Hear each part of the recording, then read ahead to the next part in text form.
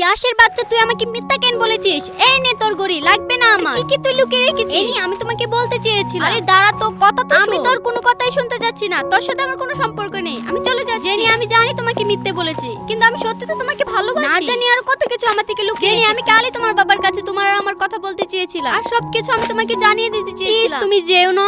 আরে যেও না। উফ, শুন তো, মনে হচ্ছে এখন অন্য পদ্ধতি কাজে লাগাতে হবে। আমি তো ইয়াশকে রেখে চলে আসলাম, কিন্তু আমি তো বলেছিলাম ভালোবাসা গরিব ধনী ম্যাটার করে না। পিপ পিপ। আরে কি ব্যাপার মিস, এখন তো যেতে হবে। আমি তো কিছু অর্ডার করিনি, তাহলে ডেলিভারি ম্যান কেন আমাকে কল? আমি 15 মিনিট আগে তোমার জন্য কিছু অর্ডার করেছিলাম, কারণ আমি জানি তোমার ক্ষুধা লেগেছে। থ্যাংক ইউ, তুমি এত ভালো। দূরে যাও, আমি এখন কাজ করছি। ধুর, ইয়াশ, আমি এখন চলে এসেছি। ও, তুমি চলে এসেছো? তাড়াতাড়ি তুমি ফ্রেশ হয়ে নাও। আমি রান্না করে রেখেছি। আমি তোমার ফেভারিট করলা জুস বানিয়েছি, আর আমি তোমার জন্য গোসলের পানিও বসিয়ে দিয়েছি। কিন্তু তার আগে আমরা একটা গেম খেলবো, চলো। জেনি, জানো আজকে আমরা একটা ম্যাচও হারি না। তুমি এত লম্বা কেন? ঠিক আছে, খাটু হয়ে যাচ্ছে। ড্রামাটি যদি তোমার কাছে ভালো লেগে থাকে, অবশ্যই ভিডিওতে একটা লাইক করে চ্যানেলটি সাবস্ক্রাইব করে যাও।